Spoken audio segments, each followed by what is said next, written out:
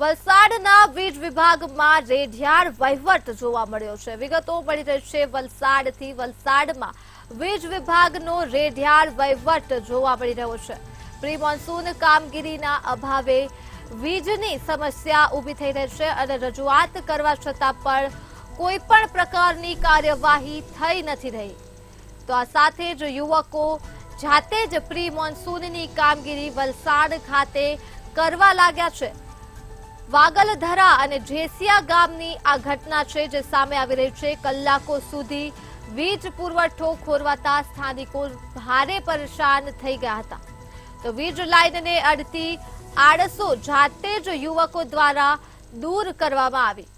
વિગતો મળી રહી છે વલસાડથી. વીજ વિભાગમાં રેઢિયાળ વહીવટ જોવા મળી રહ્યો છે, ત્યારે રજૂઆતો કરવા છતાં પણ વીજ વિભાગ દ્વારા કોઈ પણ પ્રકારની કાર્યવાહી નથી કરવામાં આવી. ત્યારે અંતે યુવકો જાતે જ પ્રી મોન્સૂનની કામગીરી કરવા માટે મજબૂર થયા છે. વાગલધરા અને જેસિયા ગામની આ ઘટના છે જ્યાં યુવકો જાતે જ પ્રી મોન્સૂનની કામગીરી કરી રહ્યા છે, કેમ કે વલસાડના વીજ વિભાગમાં રેઢિયાળ વહીવટ જોવા મળ્યો છે. પ્રી મોન્સૂનની કામગીરીના અભાવે વીજ સમસ્યા ઊભી થઈ છે. ફેબ્રિકેશનનું કામ કરું છું. મારા 5 માણસો છે, પણ આ લાઇટના એટલા પ્રોબ્લેમ છે ને એના લીધે શું કેવું કે કોઈ કામ બી નથી થતા ને અમને કમ્પ્લેન કરીને બી અમે ત્રાસી ગયા છે. એમ સરખા જવાબ નથી મળતો. ડુંગળી જીબીનું બહુ જ નકામું કામ છે. લાઇટ એવું નથી સાહેબ, 4-5 દિવસથી આ વધારે પ્રોબ્લેમ છે ને એમને અમે કમ્પ્લેન કરતા જ રહ્યા છીએ તો પણ એ લોકો સરખો જવાબ બી નથી આપતા ને એમની ગાડી બી નથી આવતી રિપેર કરવા માટે. એટલે આજે પોતે જ આ ગામના બધા છોકરા થઈને અમે સાફ કરતા છીએ. આ લોકો પ્રી મોન્સૂનની કામગીરી નહીં કરતા મળે પહેલેથી? ના, નથી કરી.